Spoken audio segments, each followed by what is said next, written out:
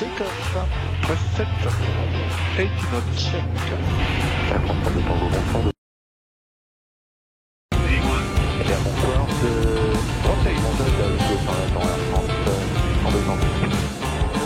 Good morning, ladies and gentlemen. You're all very welcome to route share flight already 401 to London Heathrow.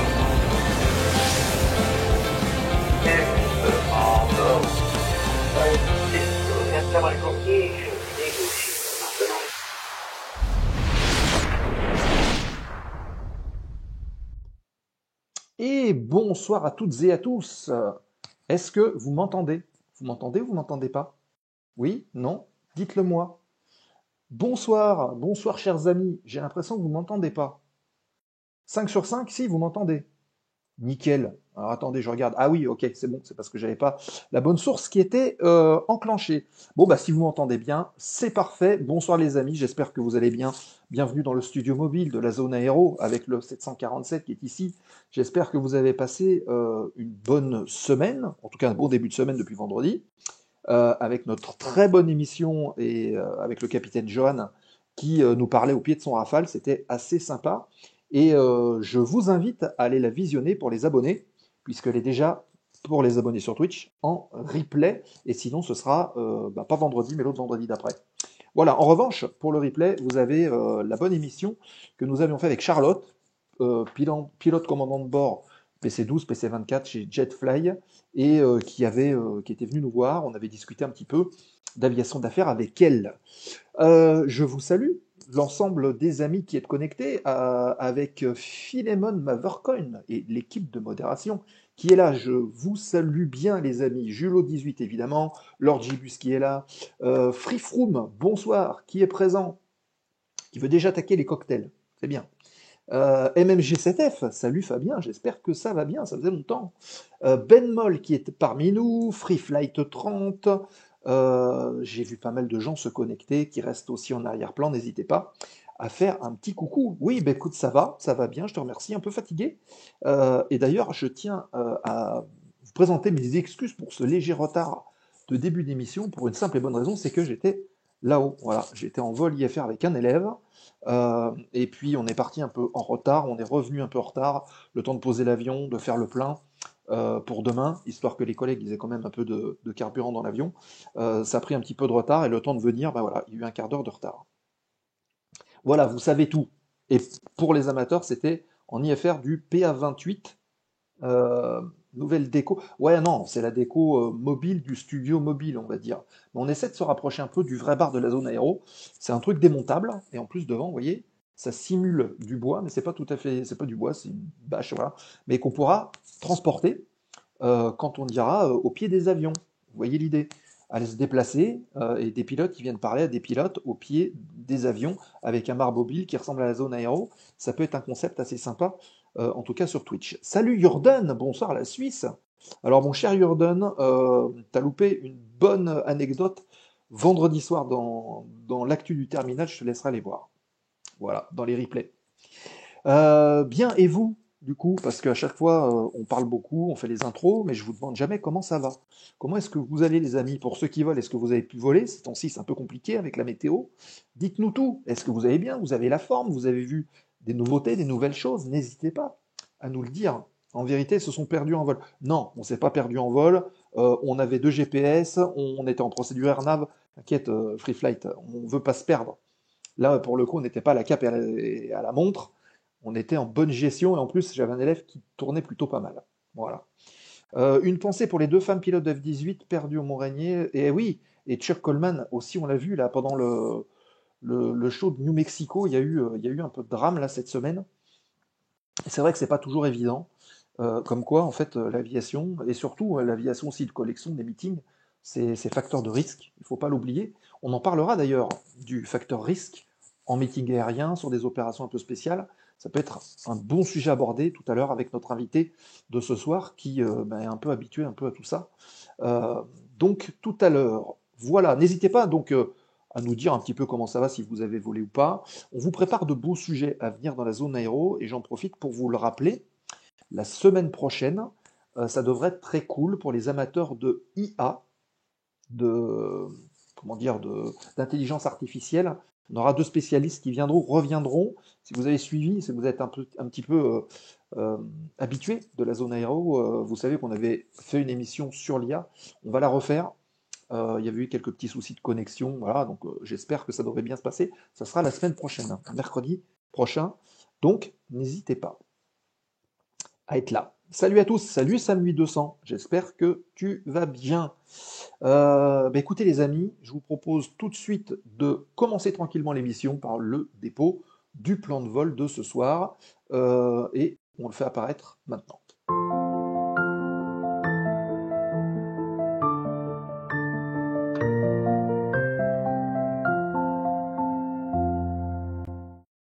Voilà. Est-ce que vous pouvez me dire si vous avez entendu la musique du plan de vol du terminal? Est-ce qu'il y a eu de la musique ou pas? Vous me le dites, s'il vous plaît. Si vous avez eu le son, j'espère, parce que moi je ne l'avais pas dans mes retours. Donc est-ce que vous avez eu la musique du jingle? Donc le plan de vol, je vais tenter de le faire apparaître ici. Voilà. Oui, vous avez eu du son. Eh bien super. Donc c'est juste une histoire de retour. Je réglerai ça pour la prochaine fois. Le plan de vol donc du terminal, enfin le plan de vol de la zone aéro de ce soir, c'est l'actualité du terminal dans un instant. Et vous verrez, on va faire court ce soir puisque je vais vous présenter un objet. Et on va en parler dans un instant. Puis la séquence au sol ou en vol, on va essayer de se dépêcher de retrouver notre invité d'ici une petite dizaine de minutes. Il sera avec nous. C'est Florent Audon, vous le connaissez. Il commence d'être bien titré dans le milieu puisque double champion du monde de voltige, rien que ça. Vous pourrez lui poser toutes vos questions. Avec lui, on va revenir évidemment sur sa carrière, on refera un petit point présentation, on refera un point sur l'équipe de voltige de l'armée de l'air et de l'espace, sur ses missions, sur toutes ses vocations, son passage par cette équipe, et puis aussi peut-être qu'est-ce qu'il va faire demain, puisque on n'est pas en fait dans des équipes de présentation comme ça pendant longtemps, donc lui ça fait déjà un petit moment, et en plus de ça, vous pourrez lui poser toutes vos questions, n'hésitez pas, hein, la zone aéro c'est fait pour ça, vous posez vos questions dans le chat, on les met de côté, et au fur et à mesure des débats, eh ben, on reprend les questions, on les pose. Si vous la posez 2 fois, que c'est déjà passé avant, on vous le dit, évidemment. Mais n'hésitez pas, hein, les échanges avec nos invités, c'est aussi pour vous, hein, avec grand plaisir. Hein. Voilà, et bienvenue à toutes celles et ceux qui viennent d'arriver. Je vois qu'il y a des gens qui se connectent, ça fait plaisir. Coucou à tous, on vient juste de démarrer la zone aéro de ce soir avec donc Florent Audon, double champion du monde de voltige aérienne et membre de l'équipe de voltige de l'armée de l'air et de l'espace qui fait de très très bons résultats sur la scène internationale en termes de voltige. On parlera un petit peu de tout ça avec lui tout à l'heure. Puis fin d'émission, remise de gaz, fort aux questions, les 5 dernières minutes comme d'habitude. Vous connaissez le principe de la zone aéro. Et on parlera un petit peu du programme, bon, on en a déjà parlé rapidement, à venir. Voilà. Écoutez, on enlève le sommaire et tout de suite, on démarre l'actu.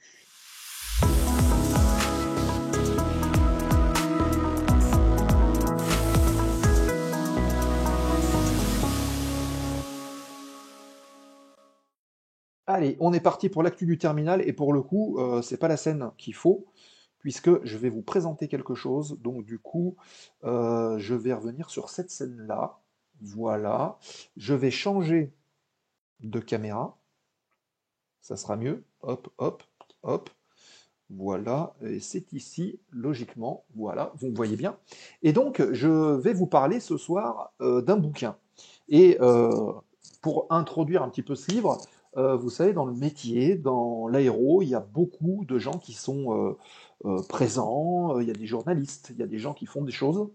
Il y en a qui le font pour se mettre un petit peu en avant de la scène, il y en a d'autres qui le font par passion, il y en a qui parlent de certains thèmes parce qu'ils ont une légitimité pour le faire, ce sont des journalistes par exemple, il y en a qui parlent de pilotage parce que ce sont des pilotes, il y en a qui parlent d'histoire parce qu'ils ont de bonnes connaissances historiques, et puis il y a certaines personnes qui sont un mélange un petit peu de tout et elles sont assez rares. Et il faut souligner l'excellent travail de ce bouquin, enfin sur ce bouquin, d'une personne que vous connaissez et qu'on va remercier au travers de ça, puisque j'ai eu la chance de recevoir cette semaine ce livre. Vous l'avez peut-être vu, c'est notre ami Michel Polaco, qu'on devait avoir ce soir. On a eu des problèmes techniques et du coup, on n'a pas pu se brancher avec lui, mais il devait être là. Mais rassurez-vous, on va refaire un live avec Michel prochainement où on parlera un peu plus en détail de la création des origines du livre. Mais charge à moi ce soir de vous présenter ce bouquin pour commencer la zone aéro. Donc Michel nous a gracieusement envoyé voilà, ce livre qui s'appelle Hispano Suiza, la future légende. Alors peut-être que dans le chat, vous vous dites, ben, j'en ai déjà entendu parler, ou peut-être que j'ai déjà vu sur toutes les bonnes boutiques, en ligne, etc. Il faut savoir que c'est une réédition qui a eu lieu il n'y a pas très longtemps. Donc, il y avait déjà un bouquin qui était sorti là-dessus par Michel. Et voilà, il y a eu cette réédition de 2024. Donc c'est un bouquin assez épais, hein, vous voyez. Toc. Et à l'intérieur, il y a vraiment des photos sympas. Et en plus, moi j'ai la chance de l'avoir eu. Hop, il est où? Il est là. Bougez pas. Hop, voilà, les pages. J'ai même la petite dédicace. Vous voyez, c'est magnifique. C'est magnifique. Et très chouette bouquin. Alors évidemment, vous avez l'histoire de tout ce qui est Hispano-Suiza, puisque effectivement il y avait des voitures, mais il y a aussi des avions, puisqu'Hispano-Suiza est devenu aujourd'hui ce qu'on connaît sous le nom de Safran. Alors vous voyez, il y a pas mal de choses. Il va y avoir évidemment toute la partie rétrospective, avec des bouquins, avec des photos, avec des images d'archives, évidemment. Et puis, voilà, je ne sais pas si vous voyez bien, j'essaie d'orienter. Voilà, Hispano Suiza. Hop, on continue. Voilà, vous avez vu, il y a des cigognes. On en parle à la fin du bouquin, puisque Hispano Suiza, c'est aussi le nom d'un aéroclub du côté de Paris, dont d'ailleurs Michel est le chef pilote, je crois. Et on parle évidemment un petit peu de technique. Alors c'est super intéressant parce que on va parler du moteur à explosion à la Première Guerre mondiale, mais pas que. Regardez, si j'ouvre un petit peu plus loin, on va parler évidemment automobile, ce qui se Suiza est lié évidemment à l'automobile. Le moteur qui équipait le Breguet qui a traversé l'Atlantique, évidemment.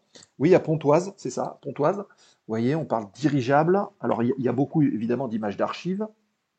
Vous voyez, on parle d'hélices. Il y a tout plein de documentation super intéressante. Voilà. Et puis, sur la fin du bouquin, regardez, on rentre dans l'ère des savoirs. Vous voyez ce magnifique turbo qui est ici? C'est chouette, hein? On apprend énormément de choses dans ce livre. Alors, je ne l'ai pas encore tout à fait terminé, puisque je l'ai reçu qu'hier. Mais vous voyez, on parle de process industriel. On parle de... Ça, c'est le robot Isis 1 qui est ici. On arrive sur des avions un petit peu plus modernes. On retrouve le 747 ici de la Paname. Hop, on voit l'avènement des débuts des moteurs à réaction. On a les hélicos, évidemment. Là, vous voyez, on rentre dans une ère beaucoup plus moderne avec le CFM 56 qui est ici. Hop, voilà. On apprend énormément de choses. Vous voyez, il y a même des chouettes photos de réacteurs ouverts. Regardez ça, c'est pas beau. Magnifique, hein? Très beau livre avec de jolies photos. Exactement, exactement. Et il y a même une partie, voilà, sur la partie militaire, hein, parce que Safran, c'est aussi le côté militaire. On retrouve le Rafale, le Mirage 2000-5, l'Atlas, et d'ailleurs, regardez qui est là. Hop, notre ami Michel, il est ici. On le retrouvera pour nous parler un petit peu de la création donc, de ce bouquin prochainement. Et puis il y a aussi l'avenir de la motorisation, le programme RISE de CFM, vous voyez, avec le banc d'essai qui est ici. Voilà. Le Flying Wells, et puis évidemment toute une partie sur les biofuels, les biocarburants. Est-ce que ce sera l'avenir de l'aviation ou pas? L'objectif 100% SAF, l'empreinte de la cigogne, on parle évidemment des avions de chasse et l'histoire, voilà, du régiment de la cigogne. On retrouve des photos assez sympas. On retrouve Caroline Aigle, par exemple, qui est ici, du côté de Dijon. Il y a vraiment un truc sympa. Et puis évidemment, l'aéroclub Hispano Suiza avec toute son origine, tout son historique. Donc c'est un super bouquin, les amis. Alors le bouquin de Michel, hop, vous pouvez le trouver. Je crois qu'il est aux alentours des 40 euros, un petit peu moins, 38 euros. Et il est sorti aux éditions, hop, je vous le mets ici, je ne sais pas si vous voyez, voilà, le Cherche Midi. Voilà, et le bouquin Hispano Suiza, le futur de sa légende, par Michel Polacco. Encore une fois, ce bouquin, on y reviendra avec Michel. Là, en plus, il était au restaurant, il s'est libéré. Au moment où on a fait les tests, il n'y avait pas de son, enfin, c'était un peu complexe. Donc, on va se poser tranquillement. Moi, je vais finir de lire le bouquin. Et puis, dans quelques temps, on recevra Michel On parlera avec lui de la création et vous pourrez lui poser vos questions. Donc du coup, vous avez le temps de le commander si vous le souhaitez, ou de trouver quelqu'un qui l'a et de l'emprunter. Et puis, une fois qu'il est vu, vous pourrez poser vos questions à Michel sur sa conception, sur sa réalisation. Ça devrait faire un petit sujet sympa, et peut-être que ça serait bien de le faire aussi avec Nico, si on arrive à l'avoir, pour parler un petit peu de tout ça, avec lui, du côté historique, puisque vous savez que c'est un petit peu son dada. Est-ce que ça vous intéresserait, d'ailleurs, parce que là, on va dire que c'est un peu un one-shot, puisque Michel nous a envoyé son bouquin, mais est-ce que ça vous intéresserait que de temps en temps on fasse des petits, pas des revues de presse, mais des sortes de petits retours sur des bouquins comme ça, qui peuvent vous paraître intéressants, qu'on en discute, qu'on les présente, et puis on puisse recevoir éventuellement en visio les auteurs pour nous parler un petit peu de la création de ces bouquins-là. Carrément, nous dire To the Sky. On salue Keto SSB qui vient d'arriver. Est-ce que Keto SSB est follower d'ailleurs? Parce que je vois pas, c'est son premier message. Si t'es pas follower Keto SSB, on t'invite à follow la chaîne, comme ça au moins, tu ne louperas aucun live et tu retrouveras la communauté de la zone aéro. Ma bibliothèque ne demande que ça, évidemment. Yanno qui dit à fond. Ah ouais, donc vous êtes fan des bouquins, vous êtes fan des livres. Bah écoutez, je prends note et on va essayer d'en insuffler un petit peu plus dans la programmation de la zone aéro avec leurs auteurs. Pourquoi pas? Ok, donc, hop, voilà. Ça fait pas très, c'est pas très au point là, le zoom de la caméra, enfin la mise au point.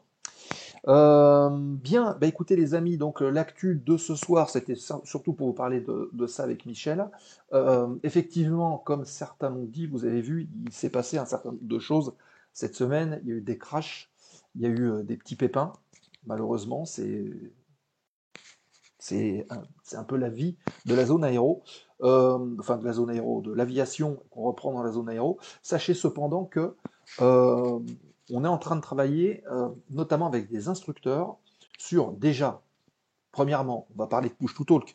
Vous savez que Push to Talk, c'est l'émission Libre Antenne qui vous est ouverte. Vous pouvez venir parler librement avec l'équipe de Push to Talk. Si vous êtes pilote, si vous êtes instructeur ou non, si vous avez des connaissances aéronautiques, vous êtes passionné, n'hésitez pas à venir rejoindre l'équipe de Push to Talk pour participer aux différents lives qui sont faits.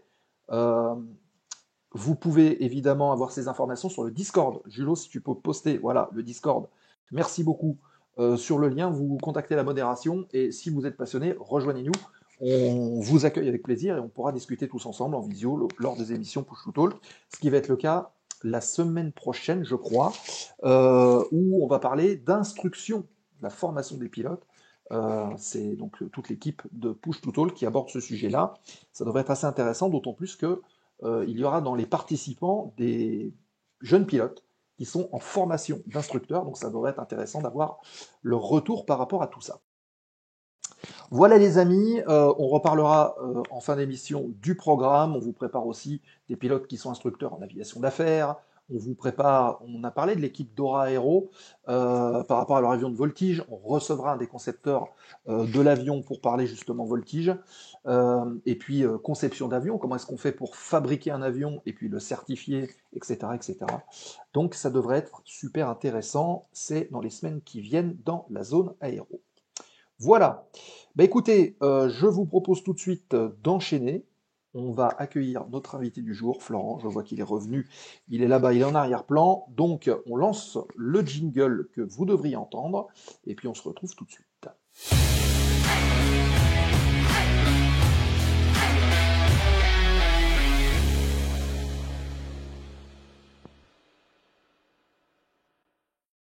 Et il est avec nous, Florent. Florent, est-ce que tu nous entends bien ?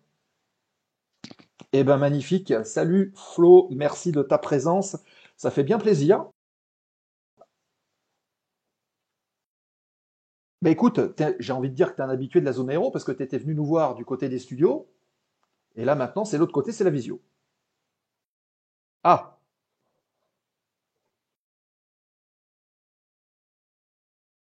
ok, alors bouge pas parce qu'on me dit que on ne t'entend pas. Donc on va essayer de résoudre ceci. Alors, allons-y. Est-ce que là vous entendez Florent ou pas? Vous allez me dire. Hein. Bonjour. Ah, alors, est-ce que vous avez du son? Est-ce que vous entendez ou est-ce que vous entendez pas? Oui, ça y est, c'est bon, ils t'entendent. Impeccable. Donc, je reprends ce que je disais. Je disais que Tu étais venu dans les studios, maintenant c'est la visio, et qu'à chaque fois, c'est un plaisir de te recevoir. D'autant plus que, au nom de tout le monde, on va te féliciter pour ton double titre de champion du monde de voltige. Merci beaucoup. Oui, voilà, c'est bien, c'est bien. Donc c'est bon, tout le monde t'entend, c'est parfait. Alors, Florent, pour celles et ceux qui ne te connaissent pas encore, ils ont tort d'ailleurs, euh, on va lancer un petit chrono comme d'habitude, et en 1 minute, est-ce que tu peux nous faire un petit topo sur ton évolution, ta carrière, jusqu'à ce fameux double titre de champion du monde, ce qui nous permettra un petit peu de mieux te connaître, pour ceux qui ne te connaissent pas, et puis de commencer de poser les questions. Ok, ça marche, quand tu veux. Eh bien, c'est parti.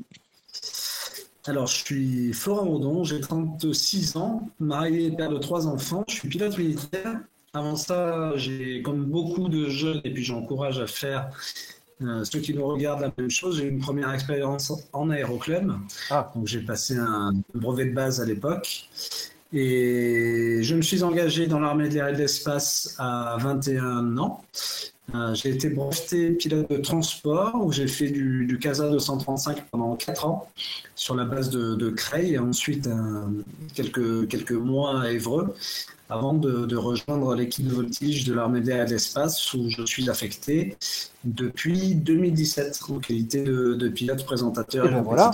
compétiteur. 2017, je pensais pas que ça faisait autant de temps que ça. Le temps passe une vitesse folle. Et oui, le temps passe vite. Et puis, il y a 2 années Covid au milieu qui n'ont malheureusement pas servi à grand-chose pour beaucoup d'entre nous. Et donc, qui rallongent un petit peu mon temps de présence à l'unité, mais pendant lesquels on Alors ne s'est pas justement, passé pendant le grand-chose. Covid, comment est-ce que vous l'avez vécu? Qu'est-ce que vous avez fait? Parce que c'est vrai qu'on peut se poser la question. Eh ben, écoute, comme tout le monde, hein, on a respecté les consignes du gouvernement. Donc, ça a été confinement pendant l'année 2020, où il n'y a pas eu beaucoup de sorties. De mémoire, on allait faire un vol tous les 45 jours pour respecter notre temps de lâcher sur la machine. Mais c'était les seules missions qu'on avait le droit de faire. Et ensuite, en 2021, ça a commencé. Ah non, je te dis une bêtise. Fin 2020, je crois qu'on a quand même eu une date. Ah ouais. C'était au Vigan pour une manifestation qui s'appelle 500 Ferrari contre le cancer. Et en 2021, eh bien, de mémoire, on a attaqué la saison au milieu de l'été, aux alentours du mois de juillet-août, pour faire une deuxième partie de saison normale, mais la première partie de saison, on avait rien fait malheureusement. D'accord. Alors, ça me fait penser justement, il y a une question dans le chat, il fait de l'humour, notre ami Lord Gibus, il dit, est-ce qu'il y a des masques assez gros pour supporter le masque à oxygène du casque? Ah, donc c'est de l'humour, mais c'est une question qui en amène une autre. Quand vous êtes pilote, vous n'avez pas volé depuis un certain temps, est-ce que, comme dans le civil, vous avez des systèmes de réentraînement, de relâcher par quelqu'un qui peut jouer, alors peut-être pas le rôle de l'instructeur, mais qui autorise le relâcher sur la machine quand ça fait longtemps qu'on n'a pas volé? Alors oui, à l'équipe, ça fonctionne comme ça. Ça a été le cas par exemple avec Bryce, le capitaine Geoffrey Denis. Bryce, il s'est blessé cet hiver en jouant au foot. Ah. Et malheureusement, il a perdu son aptitude pour un bon moment. Il a quand même réussi à récupérer une aptitude convoyage au mois de juillet. Et Bryce, comme il n'avait pas volé depuis 4-5 mois, il a fallu lui faire un relâché. Donc on a profité de notre avion biplace. On a un avion biplace à l'unité, un Extra 330 Alix. Et bien avec ce biplace, on l'a relâché. Hein, donc on n'est pas instructeur, mais entre nous, comme on est les seuls pilotes de l'armée de l'air à faire de l'extra, de toute façon, ça ne peut pas tourner autrement. Donc on l'a relâché entre nous. Et par contre, pendant le Covid, ça aurait été très embêtant dans le sens où si personne n'avait gardé la compétence pendant plus de 45 jours, là on aurait été complètement bloqué.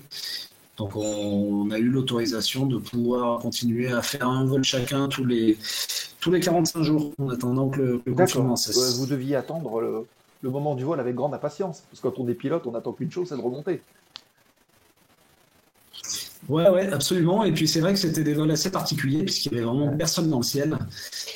Donc c'était quand même spécial. Hein. Il fallait que les vols soient quand même assez longs pour aussi permettre aux machines de tourner un petit peu. Donc ça nous a permis de faire des belles naves dans les Alpes pour ma part. Je m'en souviens comme si c'était hier. Et effectivement, il y avait personne dans le ciel. Donc c'est assez rare de vivre des situations comme celle-ci. Mais ce qui est rare, c'est quand même de faire des naves avec un extra. Parce qu'on s'attend plus à ce que tu dises, je vais monter, je vais en mettre plein la tête, et puis après, voilà.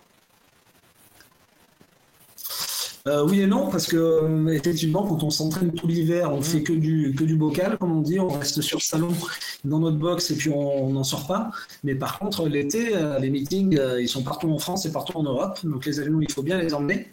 Et ça, la plupart du temps, on le fait par les airs. Hein. Les derniers championnats du monde, justement, qui étaient en Pologne de l'Est, eh bien, on a emmené les avions en vol.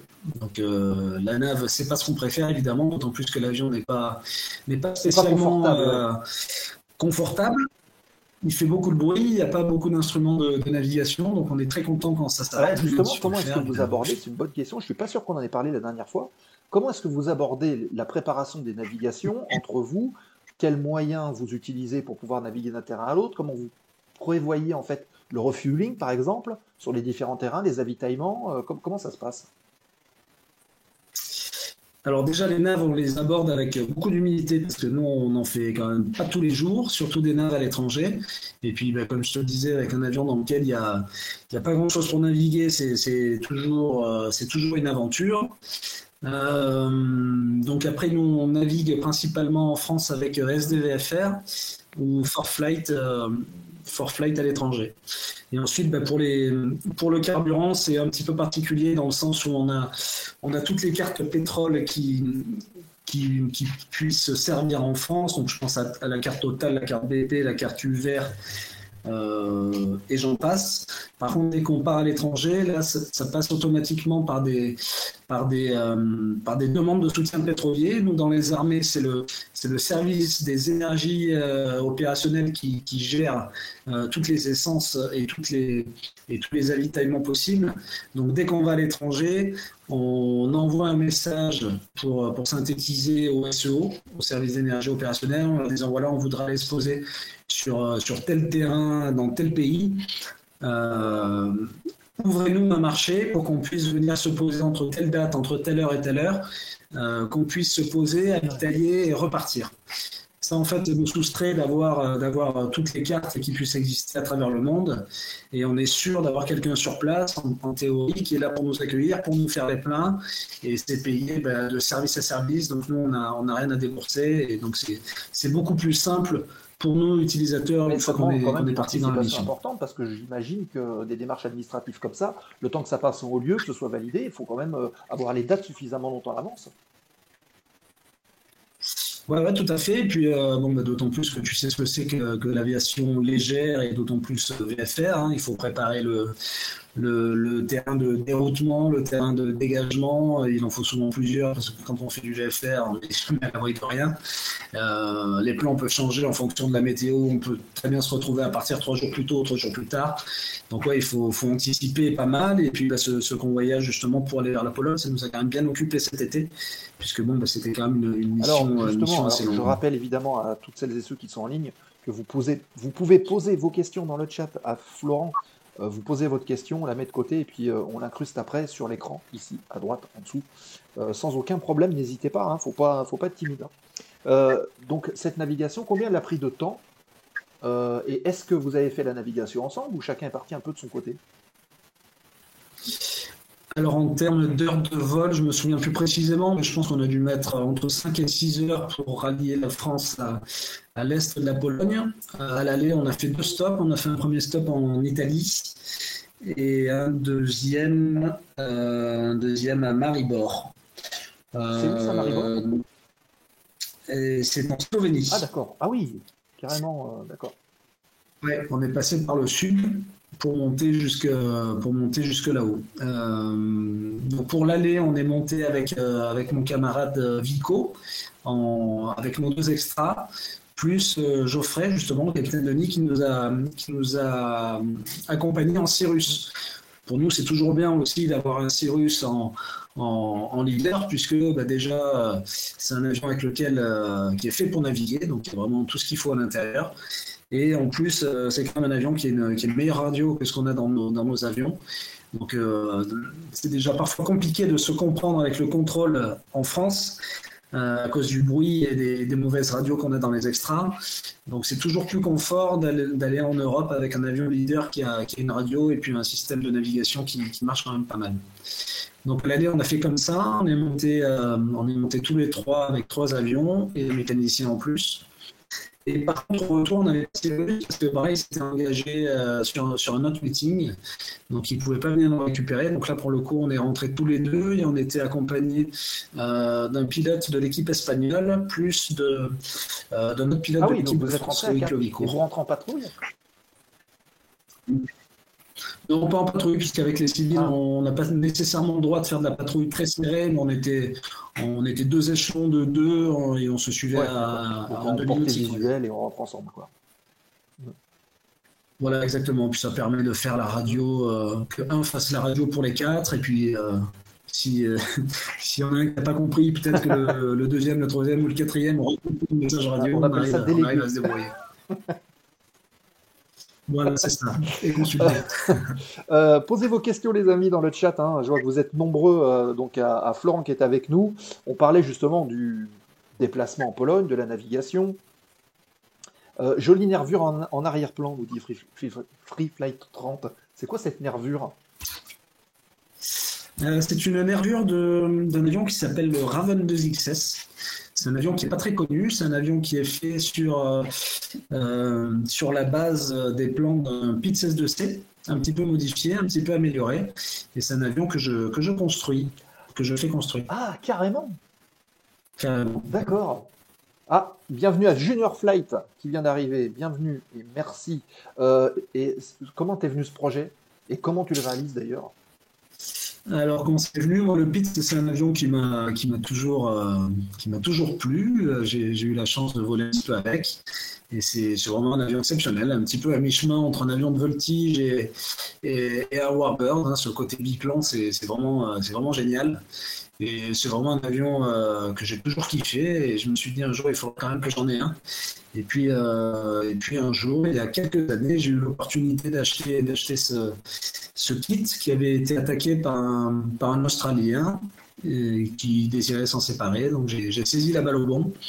Et ça fait plusieurs années, puisque ça devait être en 2011. Et donc là, il devrait voler, j'espère, d'ici la fin de l'année. Alors ça y est, le projet touche à sa fin, du coup. Quand même 10 ans, quoi, presque. Un peu plus.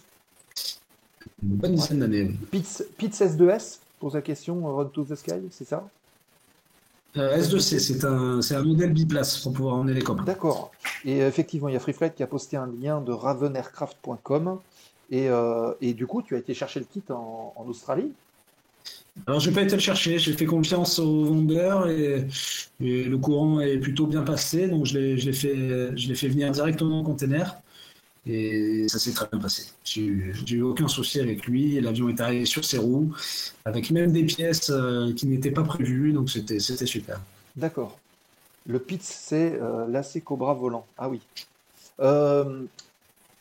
Est-ce que tu es tout seul à travailler sur ce kit pour finir de le remonter, ou tu as quand même les copains mécanos de l'escadron qui peuvent donner un coup de main? Alors non, il y a eu plusieurs phases. Initialement, je voulais m'y mettre tout seul, puisqu'un peu plus tôt dans ma jeunesse, j'avais construit un Cricri MC15. Ah, excellent.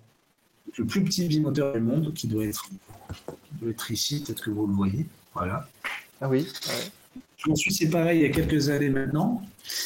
Et donc je pensais pouvoir construire le Raven tout seul, et puis finalement, entre-temps j'étais quand même rentré dans l'armée de l'air, donc j'étais bien occupé, j'étais encore élève pilote à l'époque, et puis il fallait quand même des connaissances que je n'avais pas. Le Cricri, c'est un super avion parce qu'on peut acheter l'alliance de plan sans avoir jamais rien construit, et la documentation est tellement bien faite que si on suit vraiment, tout est indiqué.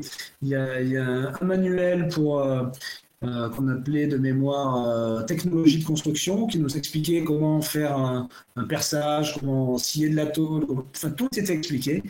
Un manuel qui décrivait la construction elle-même de l'avion, les plans, enfin il y avait vraiment pas beaucoup de questions à se poser. Donc c'était extrêmement bien fait de ce côté-là. Et par contre, le Raven, c'était tout l'inverse. C'est-à-dire qu'il y avait quelques plans, mais il n'y avait pas grand-chose non plus. Et donc là, pour le coup, j'avais Bon, j'avais vraiment pas le temps de m'en occuper. Donc j'ai eu un premier coup de bol. C'était au meeting de Toulouse-Francazal en 2015, où pour le coup, donc je faisais de la patrouille en cri-cri avec un bon copain qui est sur Toulouse. Et à la fin du meeting, on rencontre un de ces bons copains que je connaissais aussi, qui est inspecteur RSNAF d'ailleurs dans la région du Sud-Ouest, et qui disait, punaise, c'est dommage, on est fin septembre, on va bientôt plus voler, il va bientôt faire beau, on va devoir rester à la maison, je vais me faire chier, j'en ai marre. Et je savais que ce gars-là, Bernard, avait vraiment des mains en or, il s'était construit à lui-même un Busard qui était magnifique. Et je lui dis, bah, écoute, Bernard, si tu as peur de tomber cet hiver, moi j'ai un kit avec des ailes à monter, donc si tu veux t'occuper, moi ce sera avec plaisir. Et Bernard a accepté, et il m'a fait un travail exceptionnel. Ça m'a fait mal au cœur d'entourer les ailes, pour vous dire, parce que c'était vraiment magnifique. Ah ouais, c'est un boulot exceptionnel. Et après ça, donc l'avion est parti une première fois ensuite chez un copain qui ouvrait un atelier de maintenance aéronautique et de montage de projets, qui s'appelle justement Air Projet à Darrois. Et donc je lui ai fait faire une bonne partie des réglages de l'avion, des circuits de l'avion. Ensuite, j'ai ramené l'avion chez moi. Le projet est resté en stand-by pendant quelques temps. J'ai fait faire quelques bricoles dessus. Il y avait des renforts de train, entre autres, à faire. Donc, il fallait faire souder des renforts sur le fuselage. Donc, j'ai fait faire ça du côté de Montpellier. Et ensuite, j'ai ramené l'avion pour le faire finir chez Bruno Ducreux à Aéro Restauration Service à Darrois. La France. Et... Ouais, oui, plusieurs fois. Et à chaque fois, tu l'emmènes démonté, tu le mets en remorque et tu l'emmènes. Ouais, donc ça, pareil, hein, ça a son lot de péripéties. C'est parfois très intéressant de voir comment une paire d'ailes sur une remorque peuvent se comporter sur la bah oui, thermodynamique. Mais ça s'est toujours bien passé, ça s'est toujours bien fini. Et donc là, il reste quelques bricoles à faire sur l'avion, mais le rendez-vous est pris avec l'OSAC pour la visite finale qui aura lieu normalement mi-novembre. Donc j'ai bon espoir qu'à partir de là, on puisse sera immatriculé en Fox Papa, comme disent les connaisseurs, en construction amateur. Oui, absolument. Alors il sera en Fox Whisky initialement pour les premières heures d'essai. Et ensuite, une fois qu'il aura reçu son certificat de navigabilité définitif, et bien là, il passera officiellement en CNRA et sera donc en Fox Papa. Ça limite quand même l'exploitation, on va dire, à la France. Parce que je crois qu'on ne peut pas sortir ou aller dans des pays étrangers, c'est quelque chose de franco-français, non? Oui, certainement de base, mais après, en faisant des demandes de laisser passer, je pense qu'il y a quand même possibilité de le faire. Et puis de toute façon, ce sera pas. Je compte pas traverser l'Europe avec, sauf à quelques exceptions. De quelques manips près, mais ça devrait pas. Une question à To The Sky, alors peut-être que dans le chat aussi vous avez la réponse. Il demande s'il y a encore beaucoup de cri-cri en vol. Il y en a un certain nombre, hein, il me semble. Là, on en voit régulièrement. Je sais pas trop, mais oui, je pense qu'il doit quand même en rester une bonne cinquantaine. Hein. Après, en général, les gens qui ont des cri-cri les font voler. Hein. Le plus gros problème de cet avion, c'est qu'il y en a très peu qui sont arrivés au bout de la construction. De mémoire, moi à l'époque, j'avais le numéro 665, donc il a dû se vendre peut-être entre 700 et 800 liasses. Et sur les 700 ou 800 liasses, il y en a peut-être 120 qui ont dû voir le jour. Parce que malgré tout, la construction était assez longue et quand même assez. Bien que tout soit détaillé, c'était quand même assez compliqué, quoi. C'était pas facile tout le temps. Et j'aurais bien voulu y mettre le feu 2-3 fois. Je me suis retenu. Donc, sur les 120 qui ont dû être reconstruits, je pense qu'il y en a quand même une trentaine qui volent. Et puis après, ceux qui volent pas, c'est parce que les gens les stockent. Et je pense pas que ce soit nécessairement parce que les gens les ont. Ouais, non, je pense que. C'est quand même un avion. Il reste encore l'avantage, c'est qu'on peut le transporter dans une petite remorque, donc ça c'est cool. Et je crois même qu'on peut faire de la voltige avec. Absolument. On peut faire un petit peu de voltige, donc de la voltige quand même assez élémentaire. C'est aussi un avion qui a ses petits travers. Euh, Moi, je sais que je j'ai pas trop fait de voltige avec parce que c'est quand même un petit peu particulier. Je faisais des tonneaux sans aucun problème, mais toutes les figures dans le plan vertical, ça pouvait quand même être un petit peu touchy. Donc, oui, parce que disons qu'arriver en sommet de boucle avec un 410, si t'as pas la vitesse qu'il faut, bon, c'est pas trop grave. T'as un petit peu de balistique, t'as une certaine masse qui te permet encore de voler. C'est pas le cas du Cricri. Un Cricri à vide, ça fait 80 kg. Donc avec le pilote dedans, ça fait toujours pas lourd. Donc arrivé au sommet de la boucle, si t'avais pas les paramètres qu'il fallait, ben, l'avion tombait littéralement, pouvait rentrer en vrille. Et rentrer en vrille d'eau avec cet avion, pour en sortir, c'était assez compliqué. Il fallait se détacher, se pencher en avant, mettre plein pot sur le moteur. Donc c'était quand même un peu touchy. À combien la VNO du Cricri nous demande Run to the Sky? Je me souviens plus, je crois que c'était de l'ordre de 260 km/h. C'est déjà quand même pas mal, hein, quand on voit la taille. Alors il dit c'est marrant parce que il y a des versions traditionnelles et puis il y a des versions radiocommandées, mais elles font la même taille.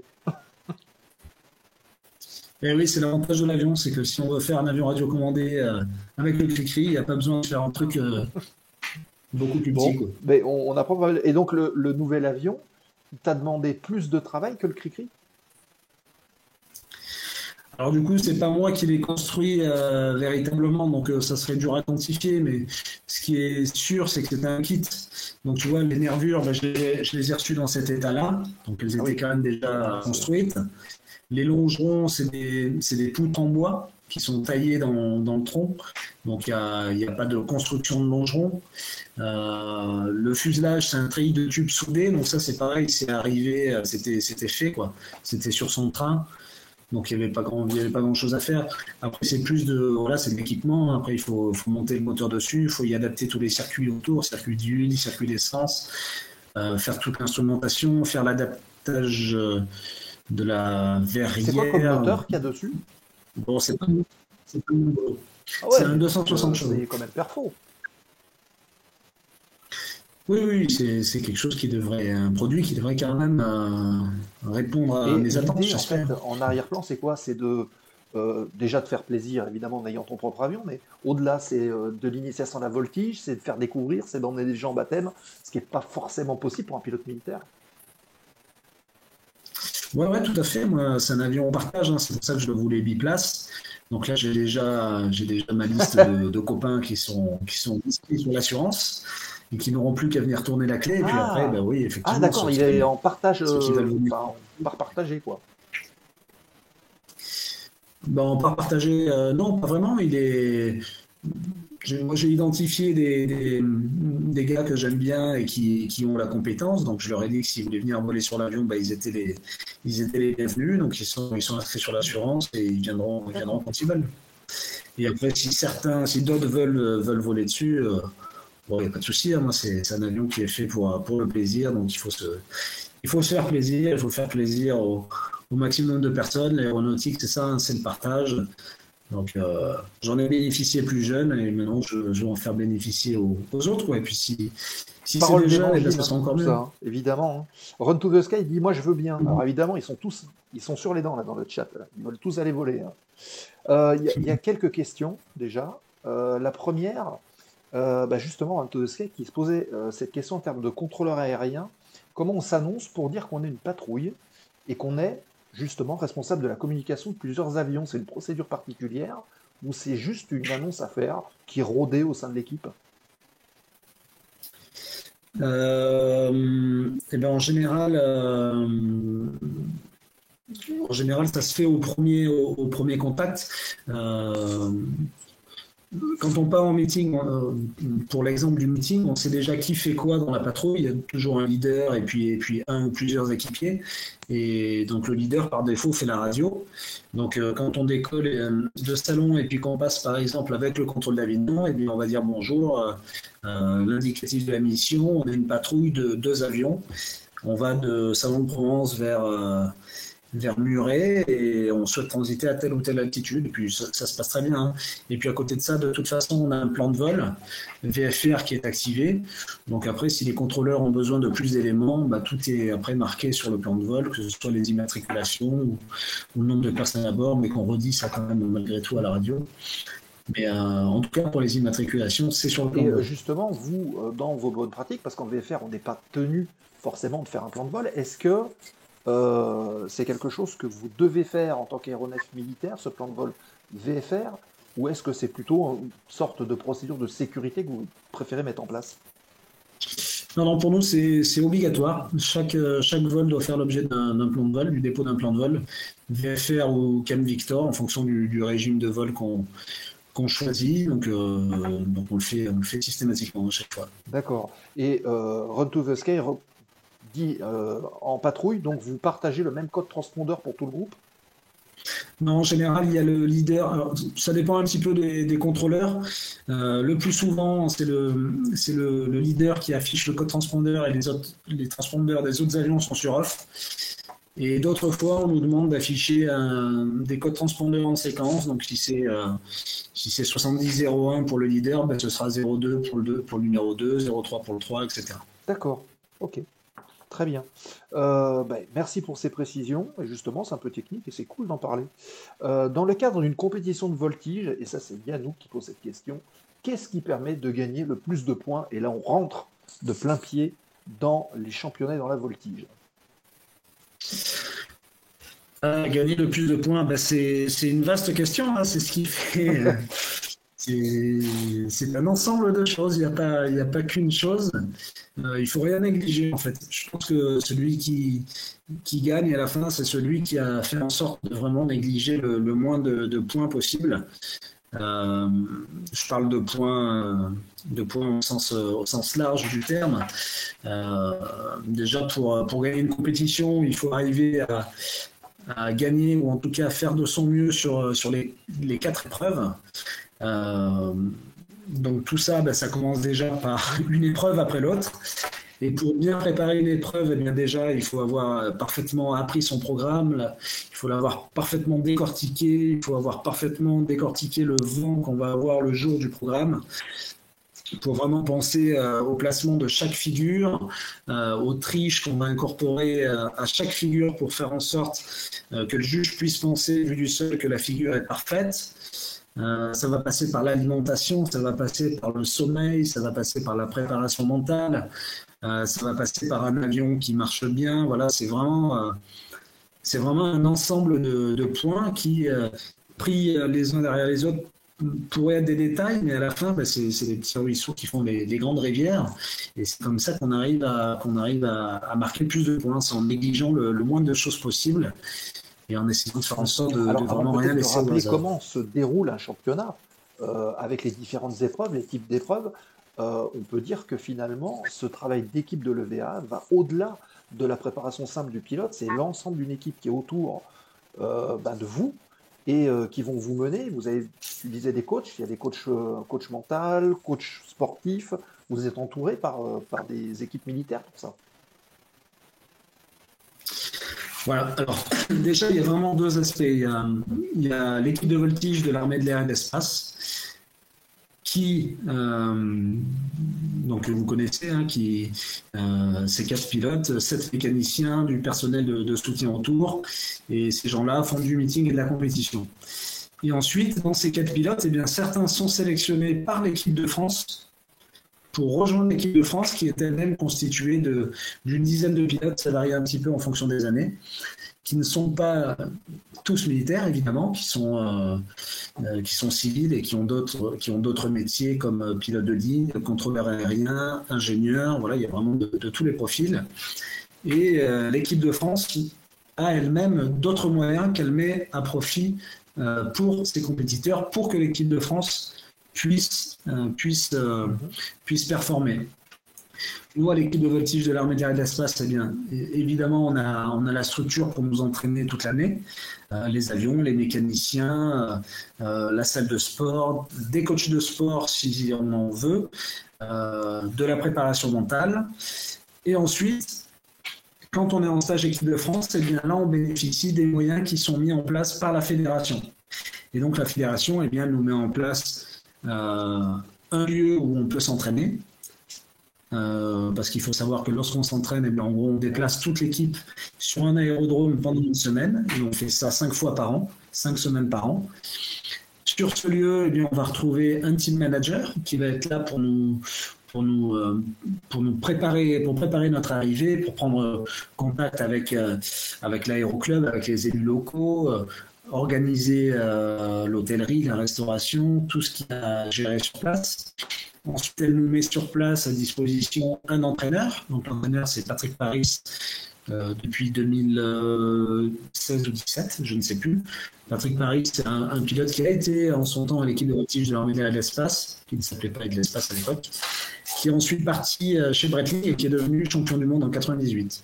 Et ensuite, il a fait énormément de coaching et il entraîne aujourd'hui l'équipe de France Unlimited depuis, comme je le disais, 2016. D'accord. Donc Patrick vous entraîne l'équipe Unlimited. On dit aussi qu'il y a une équipe qui est Advanced, qui est en fait un petit peu l'antichambre, et que finalement la voltige, c'est quelque chose de très large. On peut commencer à des petits niveaux et monter. C'est pas obligatoirement, il ne faut pas être pilote de super haut niveau pour commencer la voltige. Alors non, de base, on commence la voltige sans savoir en faire. Personne n'est né en sachant faire la voltige.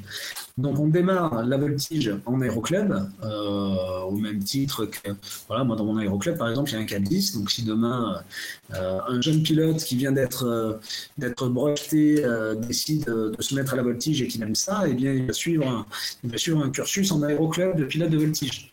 Donc ça commence par évidemment déjà en double commande, où il va apprendre les rudiments de la voltige aérienne, les boucles, les tonneaux, et puis petit à petit, on va complexifier les programmes.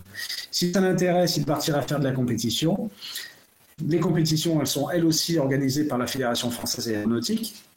Et sur ces compétitions, eh bien, il va passer petit à petit des échelons, des niveaux. Donc le premier niveau, c'est le niveau espoir, ensuite c'est le niveau promotion, le niveau national 2, avec le CAP10, toujours, sur avion biplace. Et donc, au plus il monte les niveaux, au plus les programmes seront complexes, bien sûr. Une fois qu'il est arrivé au plus haut niveau des catégories biplace, à savoir le national biplace, et bien ensuite, il va falloir qu'il change d'avion, puisqu'après, il sera aux limites de ce que lui permet de faire son avion biplace. Donc là, il va passer sur avion monoplace, donc Extra 300, Cap 232, ARS 300, et j'en passe. Et ensuite, eh bien, 2 voies s'ouvrent à lui. Soit il démarre en faisant de l'advanced. Donc en gros, c'est à peu près les mêmes programmes que ce qu'il faisait en national biplace avec le CAP10. Mais cette fois-ci, il les fait avec un avion très performant. Ce niveau-là va lui permettre de postuler au poste de pilote dans l'équipe de France Advanced, donc l'antichambre de l'élite, comme tu le disais. Ce qui est pas mal, puisque ça permet quand même de faire de la compétition internationale sur des programmes qui sont quand même pas trop complexes, avec des machines qui sont très performantes, donc assez onéreuses. Donc ça permet quand même de faire de la compétition unlimited, de la compétition advanced, à moindre frais, de la compétition internationale à moindre frais. Ou alors, il peut, dès son arrivée sur monoplace, ou après avoir fait l'advance, partir sur le niveau excellence. Donc c'est un niveau un petit peu plus élevé que l'advance, puisque là pour le coup c'est la vraie antichambre de l'élite. Là les programmes sont quand même bien plus complexes. Et donc ce niveau-là ne sert qu'à se qualifier pour aller au niveau élite. Et ensuite, eh bien, au niveau élite, vous savez ce qu'on y fait, on peut être sélectionné en équipe unlimited et aller représenter la France sur les plus hauts niveaux de voltige. Alors quel est ton avis justement sur, on va dire, la couverture médiatique? J'ai peut-être la réponse. Est-ce qu'elle est suffisante par rapport à tous ces investissements qui sont faits et surtout aux résultats qui sont absolument exceptionnels, qui sont ceux qui ont été réalisés par l'équipe de France sur les derniers championnats? Non, c'est sûr que c'est pas suffisant, c'est dommage, mais bon, on est dans une époque où ça se complique quand même, les sports mécaniques avec le green bashing, c'est de plus en plus compliqué de les pratiquer, surtout avec nos avions qui sont quand même assez gourmands en pétrole, il faut le dire. Le sport en lui-même, pour un spectateur, c'est vrai qu'il n'est pas très visible, hein. C'est un sport qui demande quand même... il faut déchiffrer chaque figure selon des critères bien précis qui ne sont pas nécessairement accessibles au grand public s'il ne s'est pas penché au préalable sur les critères de jugement. C'est pas comme la Rainbow Race où pour le coup on pouvait débarquer en allumant sa télé, ne rien connaître à la voltige et puis vite comprendre les règles du jeu. C'est quelque chose que tu aurais aimé faire, ça. Ouais. Ah ouais, bien sûr. Ouais. Ah ouais, Il y a François beaucoup aimé, Lemoine, ouais, qui c'est est sûr. ancien pilote de l'équipe de voltige, qui a eu la chance de faire ça. Tout à fait. On a plusieurs pilotes français qui ont pu la faire. Il y a eu François Levotte, effectivement. Il y a eu Nicolas Ivanov, Michael Brageot, Baptiste Vigne, Mélanie Hastels. Donc on a eu pas mal de Français qui ont mis le pied là-dedans et c'était très bien pour l'image de la France. Quel est ton regard sur la préparation des équipes de France pour avoir de si bons résultats? Est-ce que tu crois que c'est lié au fait qu'il y ait plus d'expertise dans les formateurs qui vont emmener à haut niveau, ou c'est peut-être aussi une émulation collective qui fait que chaque personne arrive à se hisser un peu plus haut? C'est pareil, c'est comme comment marquer plus de points, c'est un ensemble de détails. Déjà, il y a quand même une tradition de la voltige aérienne en France maintenant depuis de nombreuses années. Donc il y a énormément d'expertise qui découle de tout ça. On a des entraîneurs qui sont vraiment très très expérimentés. On a des piliers d'équipe qui sont là depuis longtemps, qui pratiquent depuis longtemps et qui sont là aussi pour transmettre aux jeunes pilotes qui montent en équipe de France. Donc tout ça, ça fait partie de l'émulation, de la transmission. Et effectivement, le fait de pouvoir tous se réunir sur un même terrain et s'entraîner tous ensemble, ça c'est une vraie chance. Typiquement, les États-Unis, c'est un gros pays, un pays où il y a, je pense, un peu moins de problèmes que chez nous pour voltiger, mais le pays est très très grand. Donc pour réunir tout le monde au même endroit, pour s'entraîner tous ensemble collectivement, c'est un peu plus compliqué. Donc voilà, c'est vraiment tout un ensemble de choses. La fédération aussi qui met beaucoup de moyens pour que son équipe de France soit performante. L'armée de l'air et de l'espace qui derrière met aussi des moyens à disposition des pilotes militaires et des pilotes civils et la Fédé pour contribuer à cette performance. Des pilotes civils qui font tout ce qu'ils peuvent pour trouver des sponsors pour se permettre de s'entraîner le plus possible. Donc tout ça fait qu'à la fin, eh bien, effectivement, sur les 10 premières places mondiales, il y a une beaucoup de majorité Français. écrasante de Français. Hein. D'ailleurs, il y a beaucoup de nations qui vous envient. Ouais, tout à fait. Alors c'est sûr que chez les étrangers, ça peut créer certaines frustrations.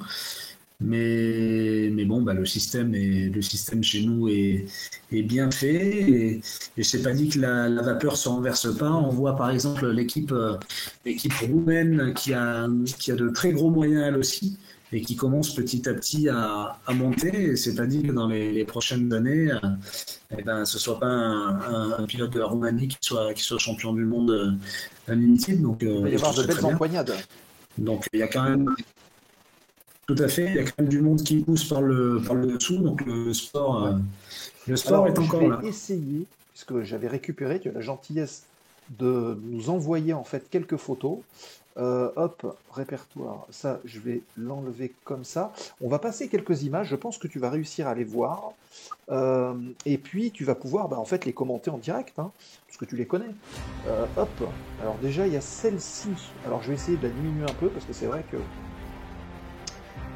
hop, ne bougez pas les amis, ne bougez pas, on va la redimensionner, cette petite vidéo, tac, voilà, hop, je la décale, on va la relancer, voilà, et je pense que, Florent, tu vas pouvoir nous la commenter, tac, est-ce que vous la voyez? Allez, voilà, c'est parti. T'arrives à la voir? Ouais. Ok. Ouais. Eh ben, écoute, donc là c'est la vidéo, c'est ça? On a la même chose. C'est la vidéo qu'on a faite à l'occasion du dernier défilé auquel on a participé. Donc on parle du c'était en défilé du 14 2023. juillet à Paris. Il y a un capitaine Florent Audon, équipe de voltige de l'armée de l'air et de Absolument, l'espace. défilé du 14 juillet, qu'on n'a pas avion fait cette équipier d'une année, parce que patrouille bon, de bah, cette deux année, avions aujourd'hui. vous savez que Guidé c'était un par le défilé un petit peu capitaine Victor particulier Lalouet. avec Je les suis JO, aujourd'hui donc l'armée de leader l'air de voulait la un patrouille de l'équipe de voltige défilé de un petit l'armée peu de l'air plus et de réduit, l'espace. sous un autre format Mon que équipier d'habitude. Florent Donc Audon cette année, on n'y a sera pas en participé, position on n'y participe pas non de plus tous les colonne ans, sur ce moi, qui dépend c'est-à-dire un petit peu en de ce que retrait veut, et en de ce dessous, que veut pendant que l'armée moi de je l'air. serai sur Mais le en dos tout cas, on a eu la pour chance de mettre pouvoir les en faire, valeur les qualités de l'avion et mettre une faire petite ce note défilé de voltige en aérienne 2023 avec, sur ce défilé. avec Vico, Je qui pas lui trop était loin. sur le dos et puis moi sur le ventre derrière. Donc je suis pas celui qui en a le plus profité, évidemment, puisque moi je tenais ma place par rapport à mon leader. Donc j'ai pas vu grand chose, mais bon bah c'était quand même une super expérience. Hein. C'est sûr que c'est quand même une petite pression hein, parce qu'il s'agit vraiment de sortir vraiment à l'heure de son circuit d'attente pour que le petit train de tous les avions qui participent au défilé soit parfaitement coordonné, parce que vous doutez bien qu'en fait, il y a l'axe des Champs-Élysées, puis tout autour, il y a tout un tas de circuits d'attente, et puis chacun sort à une heure précise pour que tout le monde puisse partir les uns derrière les autres. Et évidemment, s'il y en a un qui est à l'heure, ben, ça va tout de suite se voir. Donc ça générait quand même un petit stress assez important, mais bon, on s'en est quand même bien sorti. Remonter la ville de Paris de manière un peu mythique sur le dos en plus, et surtout combien de temps il a fallu que tu restes sur le dos pour pouvoir remonter tout ça, ça a dû être interminable. Alors justement, comme je te disais, c'est mon collègue Victor qui était sur le dos, en position militaire, et moi j'étais sur le ventre derrière en miroir. Donc moi, malheureusement, j'en ai pas profité. Moi, j'ai regardé l'arrière de l'avion de Victor pendant 3 minutes. Et j'ai pas trop pu en profiter, mais ça fait rien, juste de savoir que j'étais au-dessus de Paris, c'était déjà extraordinaire. Et puis cette année, j'ai eu droit, je sors un petit peu du sujet, mais j'ai eu droit à une petite, j'ai pu participer au meeting des 90 ans de l'armée de l'air et de l'espace sur Versailles. Et là, pour le coup, j'ai pu profiter un petit peu plus du paysage et c'est sûr que survoler la capitale, c'est quelque chose qu'on fait pas tous les jours. Et alors, justement, ça fait partie des missions de l'équipe de voltige, l'armée de l'air et de l'espace, d'être les ambassadeurs au travers de la voltige aérienne et de vos avions, des activités militaires de l'armée. Et c'est aussi autre chose que de la simple voltige, la compétition.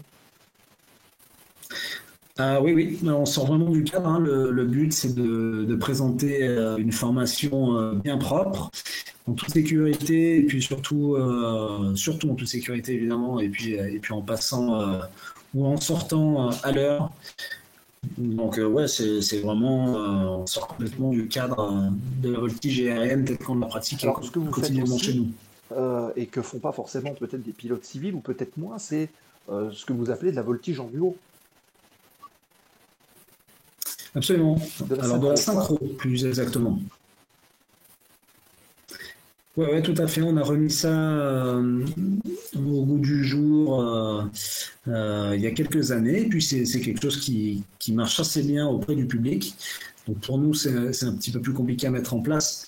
Effectivement, puisque nous, la force de l'unité, c'était de pouvoir se déployer n'importe où avec un extra, un Cirrus, 2 pilotes en mécano. Et forcément, si on part à 2 avions, tout de suite, ça fait un peu plus de logistique. Donc il faut souvent mettre, en plus de tout ça, un véhicule sur la route. Mais néanmoins, à chaque fois qu'on l'a produit, on a vraiment beaucoup de succès. Donc on se plaît à la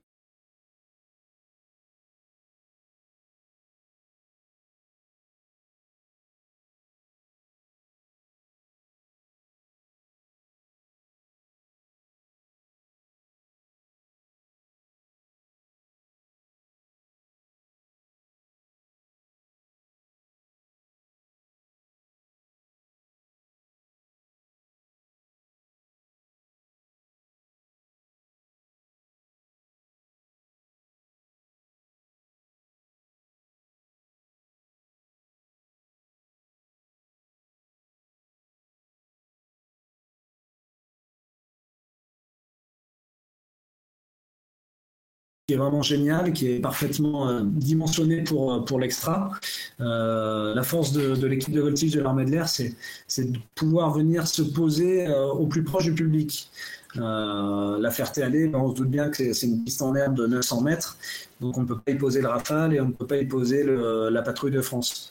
Mais l'équipe de voltige de l'armée de l'air peut y être.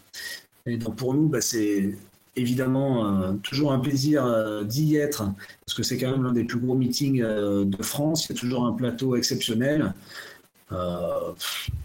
Voilà, c'est toujours chouette. Et on pouvoir y salue participer. Zero Cage, Zero qui vient d'arriver avec 16 personnes, vient de sa chaîne, qui faisait du Flight Simulator. Donc, les amis qui viennent d'arriver, nous sommes avec Florent Audon, double champion du monde de voltige, qui est avec nous ce soir.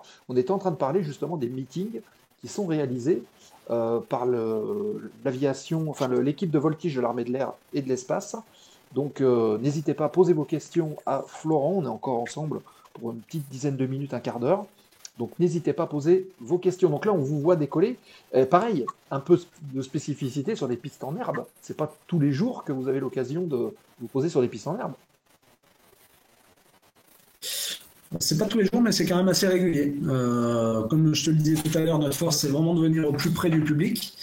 Donc dans l'armée de l'air, on a une cellule, un état-major qui s'appelle le bureau des manifestations aériennes et qui est vraiment là pour centraliser toutes les demandes qui vont être faites par les organisateurs de meetings. Et ensuite, cet état-major va répartir les moyens dont il dispose en termes d'ambassadeurs et de patrouilles tactiques pour pouvoir honorer tous les sites. Et justement, nous, on va quand même nous déployer préférentiellement sur les aérodromes de type piste en herbe pour pouvoir offrir la meilleure visibilité possible à l'armée de l'air et de l'espace en étant posé directement sur l'aérodrome et en étant au plus près du public.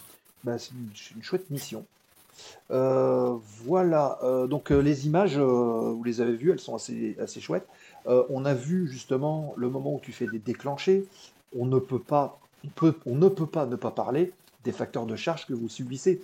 Combien vous prenez, combien l'avion est capable d'en prendre, et dans une démo classique, qu'est-ce que vous subissez comme facteur de charge?